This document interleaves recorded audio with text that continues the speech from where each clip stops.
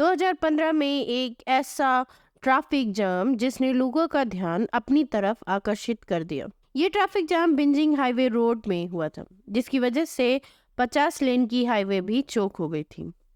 और इसी तरह 1980 में फ्रेंच ऑटो रोड पर हुआ था एक ऐसा बड़ा ट्रैफिक जाम जिसमें से लोगों को निकलने के लिए 1-2 दिन नहीं बल्कि 12 दिन लग गए थे। इसमें 175 किलोमीटर तक गाड़ियां जो कि त्यों फंसी रही। ये हादसा पेरिस से आईवी की तरफ जाने वाली रास्ते पर हुआ था। इसी तरह के जाम बड़े बड़े शहरों में होना एक आम बात सी बन गई है। आज हम एक ऐसे ट्रैफिक जाम के बारे में बात करेंगे जिसको इतिहास के पन्नों में वर्ल्ड बिगेस्ट ट्रैफिक जाम के नाम से लिखा गया है। इसमें लोगों को निकलने के लिए दिन नहीं, महीने नहीं बल्कि 8 साल लग गए। ये ऐसा ट्रैफिक जाम है जिसमें एक महायुद्ध हुआ था। तो नमस्कार दोस्तों, आपका हार्दिक स्वागत करती हूँ हमारे फैक्ट एक्सपोज चैनल पर।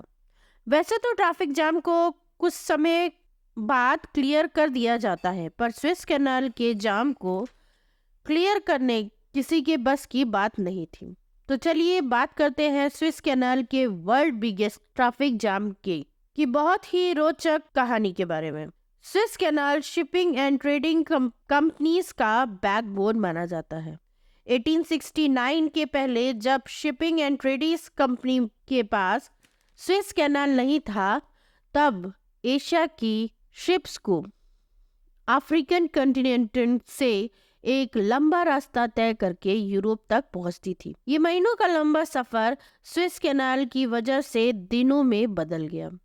स्विस कैनाल की वजह से शिप 10,000 किलोमीटर का फासला बचा लेती है। इसी बीच कई समुद्री डाकू शिप्स को हॉस्टेज बनाकर उनका पूरा सामान लूटते थे। पर स्विस कैनाल की वजह से शिपिंग कंपनी को समुद्री डाकू से बचाव हो गया।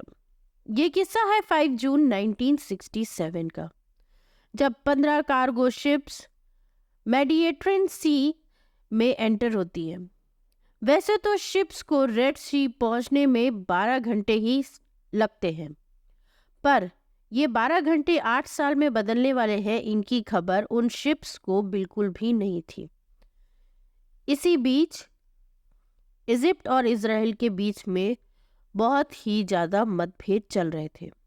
अगर हम मैप में देखते हैं तो इजराइल से स्विस कैनाल की करीबन 200 किलोमीटर दूर है। इस 200 किलोमीटर के हिस्से को साई पेनिनसुला कहते हैं। यहाँ ही अचानक ही इजराइल ने इजिप्ट पर सरप्राइज अटैक कर दिया, जिसकी वजह से हालत बद से बदतर हो गई। इजिप्ट ने स्विस कैनाल को दोनों तरफ से बंद कर दिया था। 6 दिनों की बड़ी झड़प हुई, पर इजराइल ने साई पेनिनसुला पर अपना कब्जा जमा लिया था, जिसकी वजह से इजिप्ट और इजराइल के बीच एक नया बॉर्डर बन गया था, और ये बॉर्डर था स्विस कैनाल। इजिप्ट ने स्विस कैनाल के दोनों तरफ बोट्स खड़ी कर दी थी और अपने खुद के ब्रिज भी तहस नहस कर दिए, और पूरे नहर में माइंस बिछा दिए गए। वो इसलिए कि इजराइल फोर्सेस इजिप्ट तक ना पहुंच पाए। दूसरी तरफ 15 कार्गो शिप्स मेडिटेरेनियन सी में फंसी थी। एक साइड थी इजिप्ट फोर्सेस और एक साइड थी इजराइल फोर्स। इन दोनों के बीच थी ये 15 कार्गो शिप्स, जिनके पास कोई और रास्ता नहीं था, और इनके अलावा थी 100 और कार्गो शिप्स जो मेडिटेरेनियन सी और रेड सी में फंसी हुई थी। सब सोच रहे थे कि हालत सुधर जाएगी, पर हालत बद से बदतर होती जा रही थी। अब शिप्स को फिर से एक लंबा रास्ता तय करना पड़ रहा था। फंसी शिप्स ब्रिटिश शिप्स से लेकर के कई और कंट्री की शिप्स भी थी। शिपिंग कंपनी को पता चल गया था कि हालत जल्दी सही नहीं होने वाली, इसलिए शिपिंग कंपनी ने सभी स्टाफ्स को वापस बुला लिया था। सिर्फ 10 स्टाफ को मेंटेनेंस और चीजों के लिए रखा गया था, जो कि उन्हें भी कुछ महीनों में चेंज कर दिया जाता था। ये सभी कार्गो शिप्स के लोगों के बीच में दोस्ती भी हो गई, तो उन्होंने टेंशन भरे माहौल से निकलने के लिए कई चीजें की। जैसे जर्मन शिप में मिनी चर्च और जहां सभी संडे को प्रेयर करने जाते थे। बुल्गेरियन शिप में डेली मूवी नाइट्स होती थी और स्वीडिश शिप्स में पूल पार्टी हुआ करती थी। और ये ही नहीं बल्कि यहाँ पे एक ओलंपिक गेम भी हुआ जो बिटर लेक ओलंपिक 1968 के नाम से इतिहास के पन्नों में दर्ज है। कई महीने गुजर गए, इन शिप्स का इस लड़ाई से कोई लेन देन नहीं था, इसलिए इजराइल और इजिप्ट दोनों ही कंट्री को इनको खान पान की सुविधा देने के में कोई दिक्कत भी नहीं थी।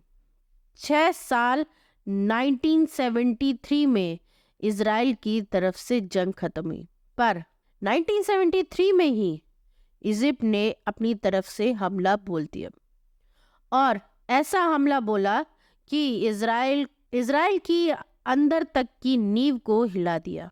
दोनों तरफ खूब हमले हुए, पर इसी बीच में एक विस्फोटक बम अमेरिकी कार्गो शिप में जा गया, जिसकी वजह से ये शिप पूरी तरीके से तहस नहस हो गई। 24 अक्टूबर 1973 में ये युद्ध खत्म हुआ, पर ये फंसी 14 कार्गो शिप्स की अभी भी लड़ाई चल रही थी।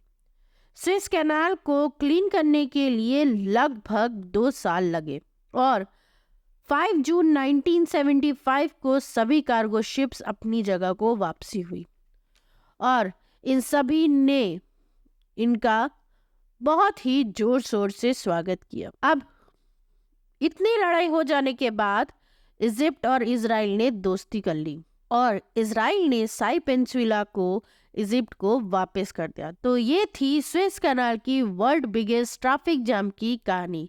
उम्मीद है दोस्तों आपको ये कहानी पसंद आई होगी, तो इसी तरीके से अपना प्यार देते रहिएगा।